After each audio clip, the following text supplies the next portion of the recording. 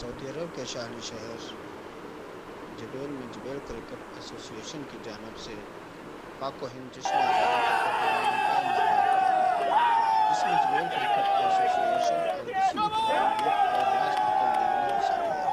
Final کو دیکھنے کے لیے شائقین کرکٹ کی بڑی تعداد نے شرکت کر کے نعرے بازی کے ذریعے کھلاڑیوں کی حوصلہ افزائی کی۔ فائنل میچ میں جبیل کرکٹ ایسوسی ایشن اور الگسی کرکٹ لیگ کے درمیان ہوا اور جبیل کرکٹ ایسوسی ایشن نے اچھی بیٹنگ، فیلڈنگ اور بالنگ سے فائنل اپنے نام کیا۔ میچ کے بعد جبیل کرکٹ ایسوسی ایشن کی جانب سے تقسیم انعامات کی تقریب کا انعقاد کیا گیا۔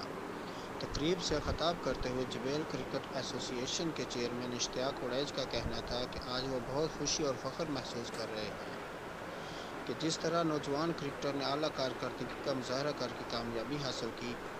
اشتیاق اویس نے مزید کہا کہ جبیل کرکٹ ایسوسی ایشن کے صدر ماجد ملک نے منطقہ شرقیہ میں جس لگن اور محنت سے کرکٹ کو فروغ دے رہے ہیں، اس کی کوئی دوسری مثال نہیں ملتی۔